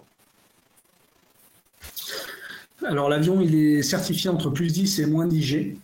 Et ensuite, nous, on se balade finalement toujours assez proche des limites, surtout en positif. En positif, on fait vraiment attention à ne pas les dépasser parce que finalement, ça peut arriver assez vite. En négatif, on a souvent un peu plus de marge. C'est rare qu'on aille au-delà des moins 9. Mais on se balade toujours entre moins 8 et moins 9. Ensuite, le facteur de charge, ça dépend aussi vraiment de ce qu'on appelle l'altitude-densité, donc vraiment la qualité de l'air, l'humidité de l'air, la fraîcheur de l'air. C'est un petit peu comme un véhicule sur une route, quoi. Au plus la route est mouillée, au moins la voiture va adhérer, donc forcément au moins elle va prendre de facteurs de charge latéral. Nous c'est un petit peu pareil en avion, au plus l'air est chaud et humide, au moins on va arriver à prendre de facteurs de charge. Donc on ressent vraiment une vraie différence entre la saison hivernale et estivale et l'été en fonction des différents sites. Si on fait un meeting je vais prendre l'exemple de Perpignan parce qu'il fait souvent très humide à Perpignan. En tout cas, à chaque fois que j'y suis allé, il fait toujours pas mal d'humidité. On ne prenait pas beaucoup de facteurs de charge. Et forcément, la veille, quand on était, typiquement cette année, on a enchaîné Saint-Quentin et Perpignan. Saint-Quentin, il faisait un peu plus frais. Et il y avait vraiment une vraie différence de comportement de l'avion entre ces deux sites. Vous pouvez les faire peut-être moins brusques, moins précises. Pas forcément moins précises, mais moins incisives. Exactement, ouais, l'avion vu du sol, on aura l'impression que c'est moins dynamique. Le moteur, c'est pareil, il va avoir un rendement un petit peu plus faible que dans un air frais, donc ça aussi, on le ressent. Donc nous, on travaille beaucoup avec une petite application qui s'appelle Autodance, qui nous calcule l'altitude-densité sur le terrain que l'on souhaite. Il suffit de le rentrer, il récupère les paramètres de la station météo la plus proche et il nous calcule ça en moins de temps qu'il le faut pour le dire. Et nous, on regarde systématiquement l'attitude-densité que l'on a avant de partir en vol. Ça nous permet déjà d'avoir une petite idée de la manière avec laquelle l'avion va voler et se comporter. Reconnaissance pour voir si vraiment ce que vous avez prévu colle avec la réalité. Alors, on fait une répétition dans la mesure du possible et on fait au minimum une reconnaissance d'axe quand on arrive. Ça, c'est vraiment ce que disent les textes. Il faut vraiment faire au minimum une reconnaissance d'axe. Mais après, nous, systématiquement, on demande une répétition. À de rares exceptions près, on l'a fait à chaque fois. Sauf quand vraiment, pour des raisons météo ou de timing, on n'a pas pu arriver à Et temps pour pouvoir, justement, pour cette pouvoir le faire. reconnaissance d'axe, est-ce que quand vous arrivez pour faire cette reconnaissance d'axe, vous savez déjà, quasiment précisément, un peu comme on voit les pilotes de la patrouille de France qui font des répétitions, qui mentalisent leur figure, est-ce que vous savez déjà ce que vous allez faire précisément, ou il y a quand même une part d'impro par rapport au terrain sur lequel vous arrivez? Alors, on va pas appeler ça de l'impro, on va appeler ça de l'adaptation, parce que quand on va arriver sur le terrain, donc déjà il faut savoir qu'en reconnaissance d'axe, nous on n'a pas le droit de faire grand-chose, parce que si on veut vraiment faire de la voltige, il faut qu'on ait un point central au sol, donc un pilote de l'unité qui soit au sol avec une radio et qui nous contrôle. Et si on arrive sur le lieu du meeting, par définition, on n'aura personne au sol. Donc, ça veut dire qu'on va faire des simples passages, des petits tonneaux, mais pas de voltige. Pas de voltige avancé, pas de voltige gyroscopique. Donc déjà, ça limite franchement ce qu'on va faire pendant la reco d'axe. Ça veut dire que ce ne sera que des passages. Donc après, nous, ce qui va nous intéresser, c'est déjà de repérer qu'il n'y ait pas d'obstacle dans notre zone d'évolution. Et ensuite, ce qui va nous intéresser aussi, c'est de faire des passages dans l'axe de la piste, dans l'axe à 90 degrés de la piste, sur la perte, on appelle ça, et ensuite sur les axes à 45 degrés, pour ceux qui ont des manches d'évolution qui se trouvent sur les 45 degrés. Ça nous permet de prendre des repères et de savoir à quoi s'attendre lorsqu'on va évoluer pendant la démonstration. Et après, vous avez, on va dire, une sorte de petit glossaire de figures que vous venez adapter en fonction de la position du public, des spectateurs, etc. Non, après. Pour la reco d'axe, tu veux dire ? Une fois que la reco d'axe est faite. La démo, alors nous, pour la démo, là pour le coup, c'est complètement figé. C'est-à-dire qu'on a un cursus de validation de démonstration qui est assez poussé. Donc là, pour te donner une idée de ce qui se passe en saison hivernale, au mois de février, on a une première commission de sécurité des vols. C'est-à-dire qu'on a l'inspection de l'armée de l'air qui descend à Salon. Et donc nous, on leur présente les démonstrations de l'année au format PDF. Donc en gros, on fait des petits dessins sur des diapos et on leur présente ce qu'on envisage de présenter pour l'été. Si ça ne change pas, si on ne fait pas évoluer notre démonstration, l'inspection revient aux alentours du mois d'avril, cette fois-ci pour valider nos démonstrations. C'est-à-dire que là, on va leur présenter nos démonstrations en vrai.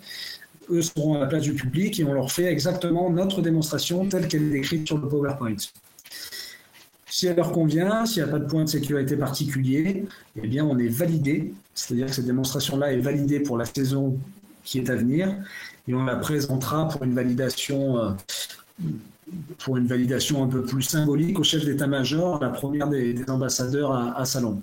Et ensuite, cette démonstration-là, eh bien, on n'a plus le droit d'en changer pendant toute la saison estivale. Il faut qu'elle reste strictement la même, mais on s'autorise quand même, justement, en fonction des altitudes densité ou de certains sites particuliers. Typiquement, si on fait une démonstration à l'Alpe d'Huez ou à Courchevel, forcément l'avion ne va pas voler comme en plaine, donc il faudra s'autoriser quelques figures pour reprendre de l'énergie et pour que la démonstration se passe en sécurité. Voilà, il faut que les choses aillent dans le sens de la sécurité et c'est tout. Donc c'est du bon sens. Mais dans l'idée, voilà, les démonstrations, elles sont prévues pour la saison en cours et on ne doit pas, et au sein des pilotes de l'équipe, vous avez un peu vos spécialités où chaque pilote est capable quelque part de remplacer un autre. Alors chaque pilote a vraiment son propre programme qui lui est propre. Ensuite, en gros, on fait à peu près tous les mêmes figures. Hein. Il n'y a pas de...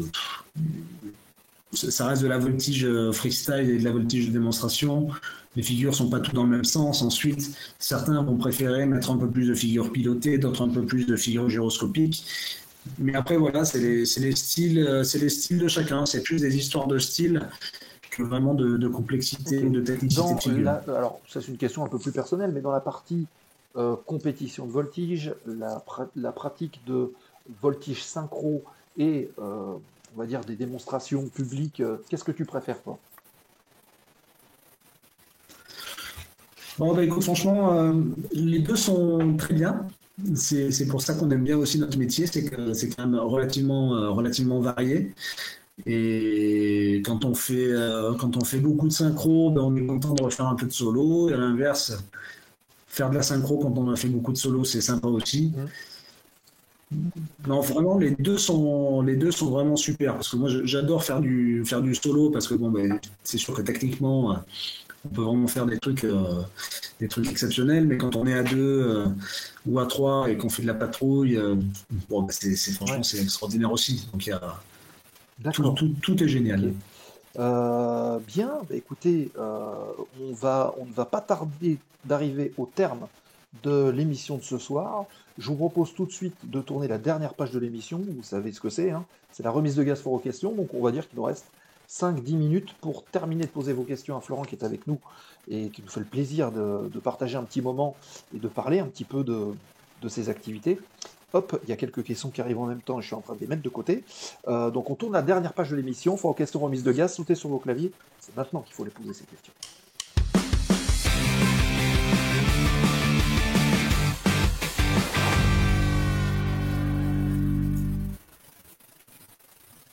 Allez, la dernière séquence de l'émission, faut aux questions remise de gaz avec des questions qui sont mises de côté. On commence par celle de Yannou.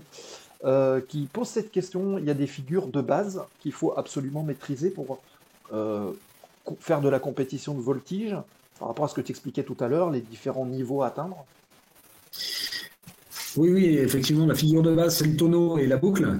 Et ensuite, autour de ça, eh bien, on fait un tonneau dans la boucle et une boucle dans le tonneau ou comme on veut. Mais oui, la voltige, c'est une succession de petites marches qu'on grimpe petit à petit ou de petites briques qu'on empile comme on veut.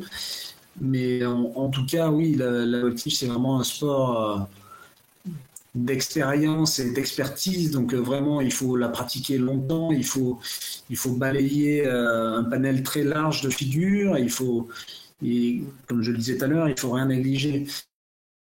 Une fois zéro sur la figure et tout de suite le classement en prend un coup, quoi. Donc il faut vraiment tout maîtriser. Mais pour tout maîtriser, eh bien, il faut quand même commencer par les bases. Et puis la base, c'est le tonneau et la boucle. Et ensuite, petit à petit, on augmente son champ de compétences par l'entraînement et par le travail. Et puis, donc d'après ce qu'on disait le tout à l'heure, travail toi, finit par tu n'es payer. pas instructeur de voltige, mais est-ce que c'est quelque chose que tu pourrais faire en aéroclub, par exemple? Effectivement, je ne suis pas, mais le faire en club un jour, pourquoi pas. Et Ouais. oui, donc en fait, en tant que pilote militaire, vous n'avez pas forcément des licences civiles, enfin quoique comme tu es en aéroclub, du coup, tu as conservé ces licences-là? Alors, si on a quand même des licences civiles, Ouais. je vais te demander une petite seconde, Sébastien, il faut que j'aille chercher y a mon plus de chargeur parce que sinon. C'est pas un problème, c'est pas un problème. Tu as tout ton temps. Donc, nous sommes avec Florent qui est parti chercher son chargeur. Je le répète, hein, pour celles et ceux qui nous ont rejoints en cours de route, double champion du monde de voltige aérienne, membre de l'équipe de voltige de l'armée de l'air et de l'espace, et démonstrateur ou ambassadeur, comme on dit d'habitude, donc aux côtés de la patrouille de France, aux côtés d'autres patrouilles.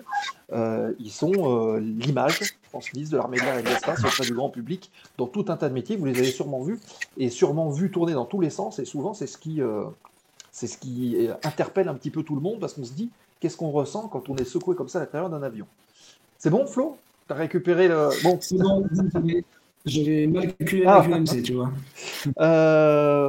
Oui, alors, il y a quelques questions qui arrivent, on va les prendre tout de suite, Run to the Sky, qui pose cette question intéressante. Est-ce que un avion de voltige va se régler pour se mettre à la main du pilote? Est-ce que chaque avion est individualisé? C'est une très bonne question. Oui, ça se règle. Alors, il faut savoir déjà que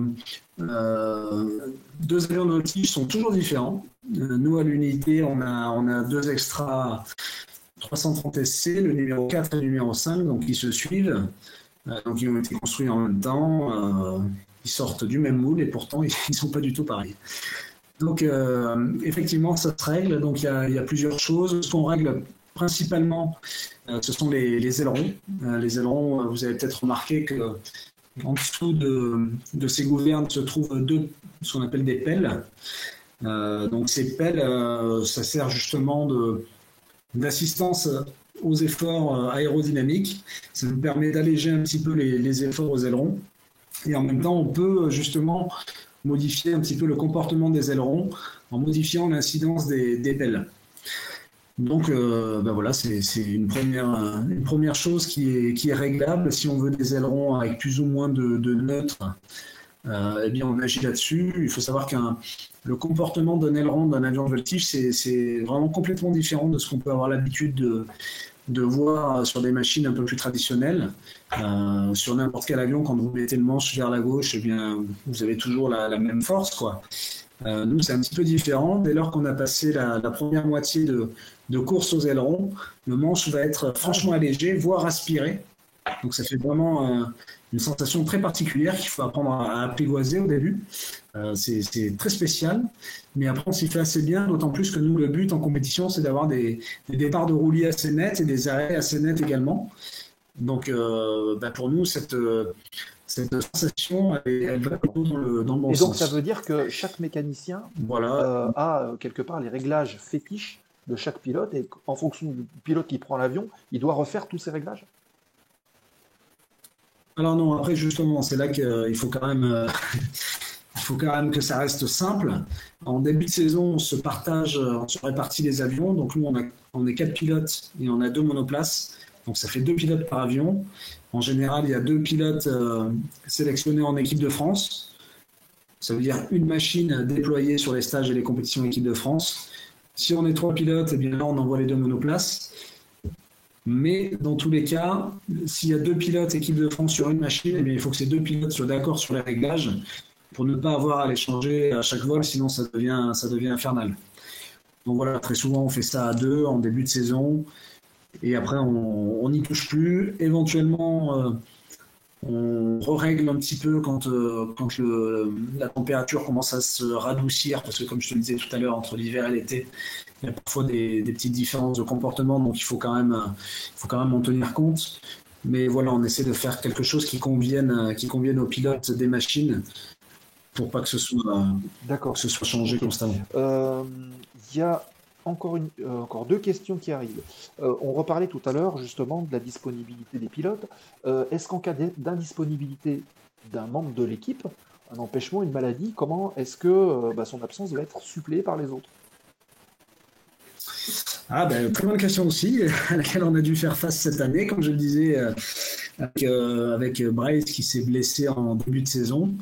Donc là, on a quand même pris un petit coup de stress, parce que la saison était déjà bien dense, et puis perdre Bryce au mois de février-mars, tout de suite, on a commencé à se faire un petit peu peur. Bon, alors après, il y a des fois où il ne faut pas transiger, comme je te le disais, la synchro à 3, on l'a purement et simplement bâché pour l'année.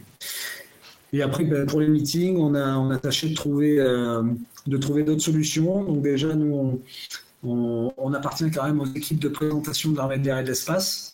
Donc les équipes de présentation, eh bien, c'est une direction dans laquelle est rattachée la patrouille de France et l'équipe de voltige. Et cette direction, eh bien, ce sont 3 pilotes qui font majoritairement de l'Alpha Jet. C'est eux qui emmènent les Alpha Jet de la patrouille de France en meeting et qui leur font point central.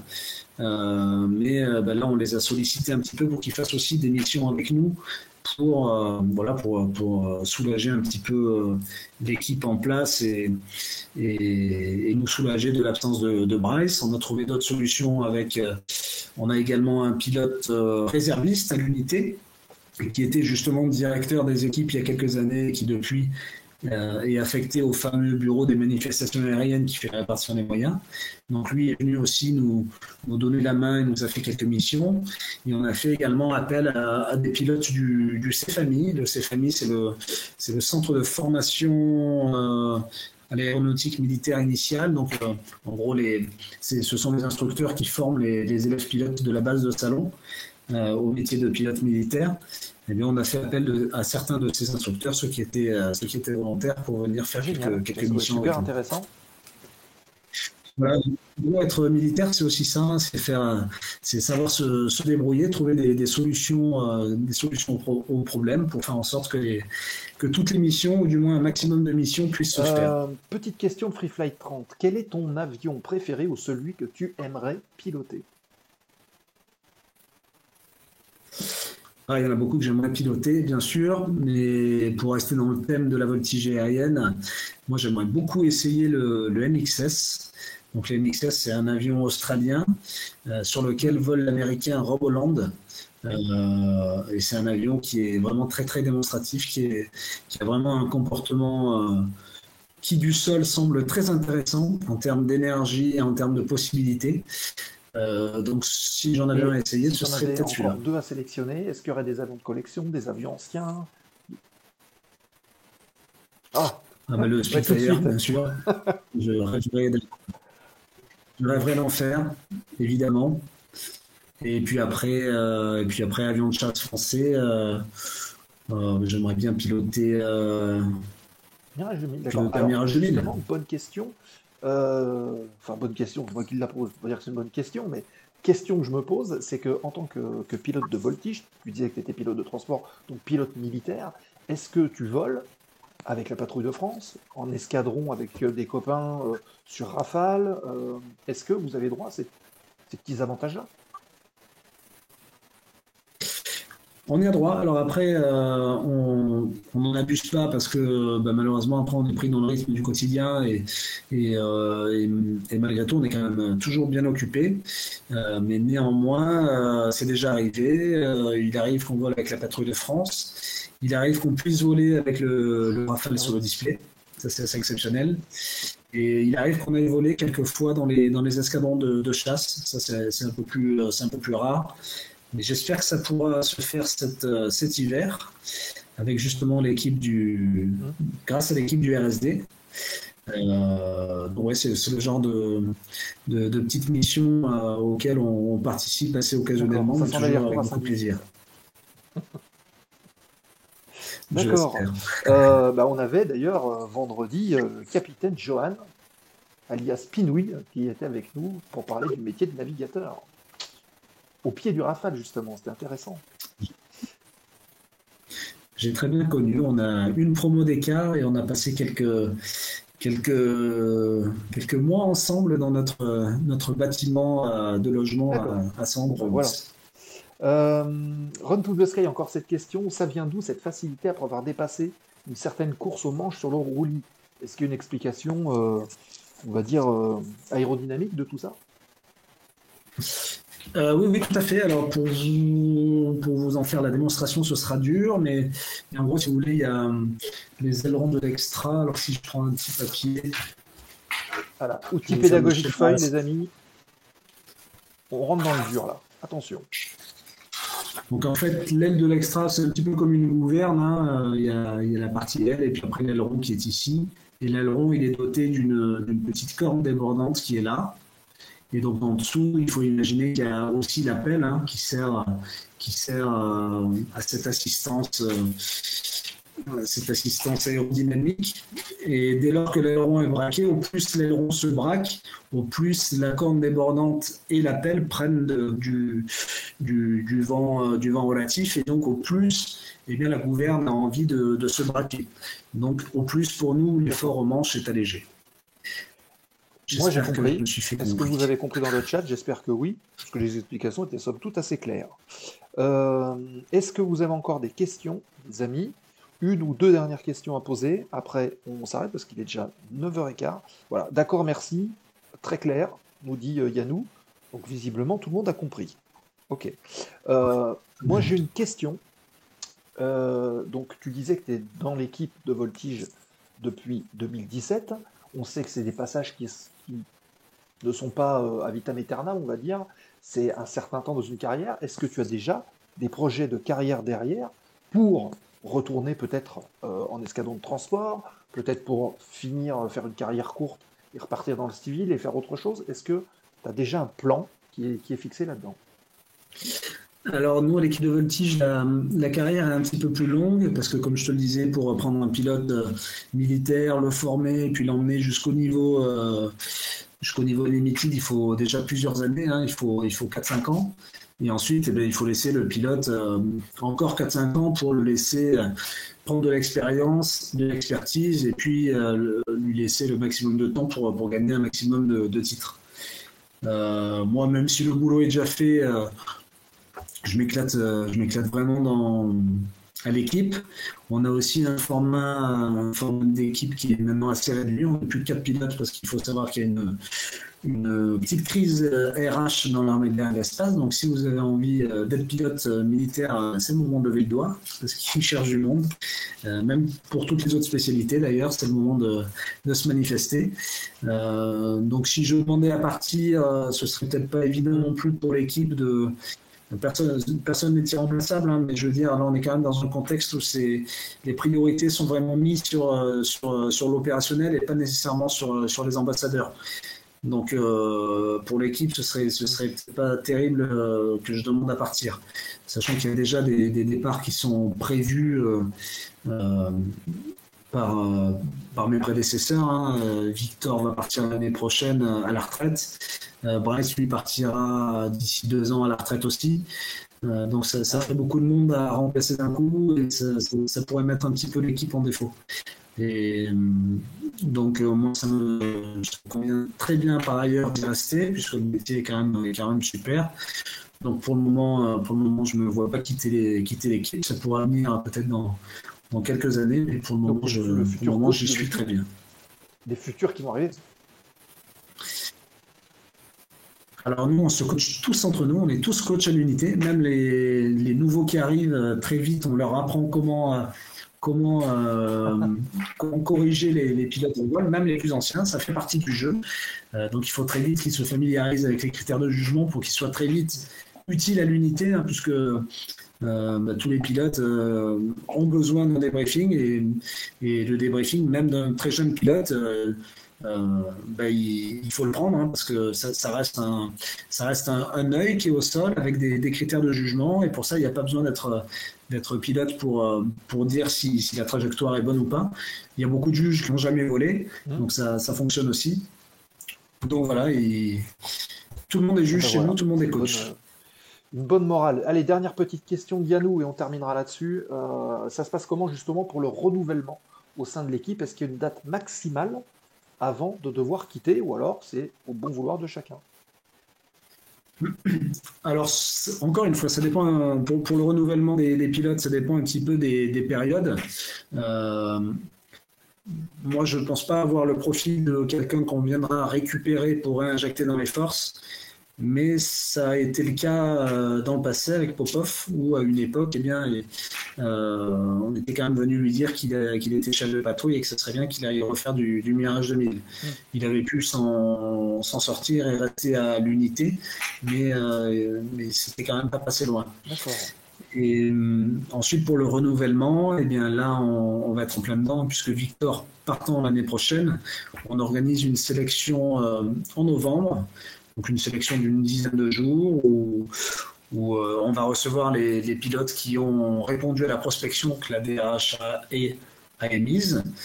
Et donc tous ceux qui ont répondu et qui auront été ce qu'on appelle filtrés RH, c'est-à-dire autorisés par la DRHA à venir présenter la sélection, on recevra ces pilotes-là 1 semaine et demie à l'unité pour une sélection en vol.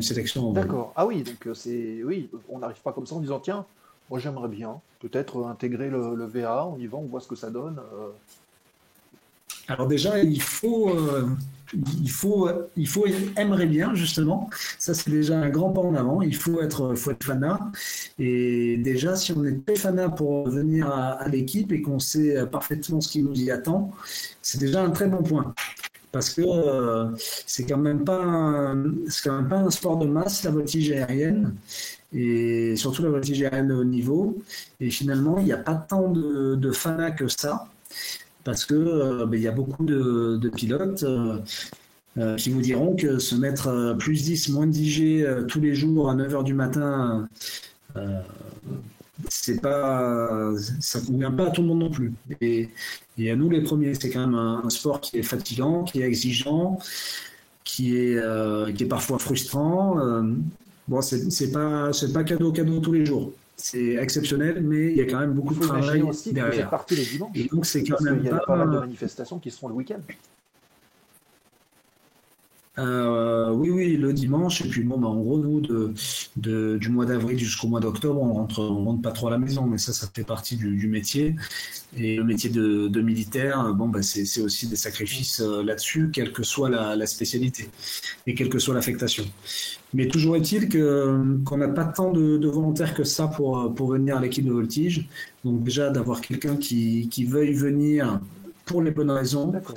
Ok. c'est Et déjà tu très sais bien. déjà à peu près s'il y a des candidats, combien ils sont et Alors, je sais qu'il y en a, mais je ne sais pas combien ils sont exactement, parce que comme je te le disais, c'est assez facile de savoir qui répond, mais c'est un peu plus dur de savoir qui la RH va laisser partir.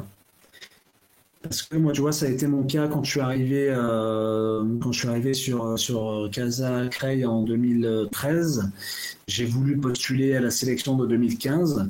J'ai rempli mon dossier et la DRHA m'a dit bah non, tu viens d'arriver sur Casa. Tu as une formation qui a quand même coûté cher, donc il faut qu'on t'amortisse un petit peu. Donc tu fais tes quelques années dans le transport et puis, on en reparlera un peu plus tard, quoi. Et c'est ce qui s'est passé, puisqu'en 2017, par contre, ils m'ont laissé ouais, donc Ils m'ont ils ont laissé tenu passer parole, la et ça sélection. c'est bien. Ça c'est bien. Ok, bon, Absolument. eh ben, écoutez, je pense qu'on a fait un beau petit zoom. Ça faisait bien plaisir de reparler de tout ça parce qu'en plus, on abordait des sujets qu'on n'avait pas forcément abordés la dernière fois. Donc, c'est bien complémentaire. Je vous invite, les amis, si vous n'avez pas vu l'émission qu'on avait fait avec l'équipe, il y avait encore Popov, où il y avait le sergent-chef Pasquier qui était venu nous voir. Eh ben, n'hésitez pas à aller voir cette émission en replay sur la chaîne YouTube. Elle sera bien complémentaire de ce qu'on a fait ce soir. Donc Flo, merci beaucoup pour ce témoignage et puis d'avoir pris un petit peu de temps avec la zone aéro, de venir ben, nous avec voir, grand nous plaisir. parler. Et je pense même qu'un de ces jours, maintenant qu'on va être équipé en studio mobile, il faudrait qu'on puisse peut-être, si c'est possible, organiser, aller vous voir au sein de l'escadron, qu'on aille voir un peu les avions de plus près et qu'on fasse des images. Ça serait peut-être intéressant. Ah ben, tu es le bienvenu et il faut en profiter justement pendant la saison hivernale, puisqu'après, pour nous, Ah oui. au plus on va s'avancer dans 2025, au plus ce sera compliqué. Ouais. Bon, bah, on va rester en contact et puis on va essayer d'organiser ça du mieux possible maintenant qu'on va être équipé et que tout devrait bien se passer. Merci Florent, merci infiniment pour ta dispo. Tu passeras le bonjour à toute l'équipe. J'y manquerai pas. Voilà. Et puis, quant à nous, la prochaine émission, donc, n'oubliez pas la zone aéro, c'est mercredi prochain à 20h30. Nous aurons le plaisir de recevoir deux spécialistes de l'intelligence artificielle. Quelle est la place de l'intelligence artificielle dans l'aviation? En aviation, on parle souvent des pilotes et des cockpits. Il y a dans le cockpit pour ou contre, mais ça va aussi au-delà. Une intelligence artificielle au service des passagers dans les aéroports, par exemple, sur le booking de billets et ce genre de choses. Qu'est-ce que vous en pensez? On en parlera avec deux spécialistes, notamment en langage machine, qui viendront nous voir la semaine prochaine pour parler de ces perspectives. Le débat devrait être assez intéressant. Et sinon, eh bien, Push to Talk, la prochaine qui sera consacrée avec Stéphane, avec Pierre, à la formation des pilotes, on va dire de base, le brevet de pilote privé, on en parlait avec Florent tout à l'heure, le PPL qui est une porte d'entrée à l'aviation, le BIA aussi, et les formations professionnelles. On parlera avec aussi un témoignage de deux stagiaires en formation d'instructeurs qui viendront nous voir et répondre à vos questions et qui viendront aussi témoigner de leur passage de pilote à instructeur. Ça devrait être assez intéressant. Voilà pour le planning de la zone aéro. Les amis, je vous souhaite une bonne soirée. N'hésitez pas dans le chat à partager les liens des réseaux sociaux sur lesquels vous retrouvez les programmes et toutes les infos de l'émission, évidemment. Le Discord qui vous permet de continuer d'échanger pendant la semaine des liens, des infos. N'hésitez pas, ce Discord, ce serveur est fait pour vous.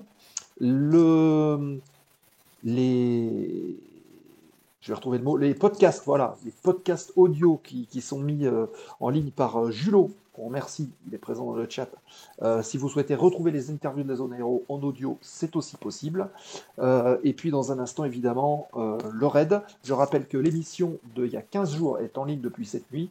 Elle concernait donc l'aviation d'affaires avec le témoignage de Charlotte Leclerc, qui est commandant de bord sur Pilatus PC-24. Elle nous parle de son quotidien, je vous invite à aller voir et découvrir justement cette émission sur YouTube.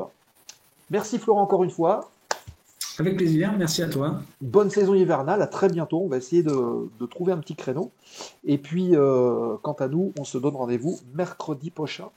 Passez toutes et tous une bonne soirée. Restez avec nous le temps du générique, puisque on bascule sur une autre chaîne. On va aller voir Vince Stardust, la chaîne Air Espace. J'ai vu qu'il était en ligne, donc on va essayer de basculer chez lui. Vous lui faites un petit coucou, vous lui envoyez les émotes de la zone aéro dans le chat. Comme ça lui fera plaisir. Merci Flo, merci à toutes et tous. Salut Sébastien, merci à toi. SF, à très bientôt. On se retrouve 2 minutes pour débrief Flo juste après le générique. Ok, ça marche. Allez, à très bientôt les amis. Ciao, ciao. La zone aéro, l'émission. Ladies and gentlemen, this is your captain speaking.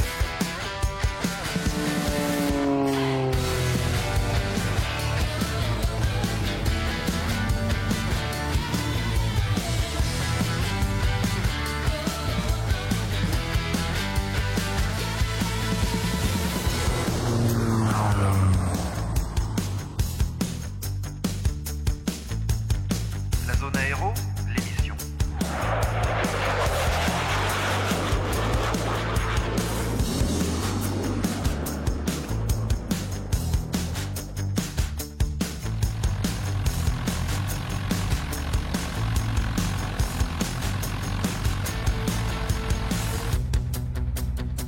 La zone aéro, l'émission.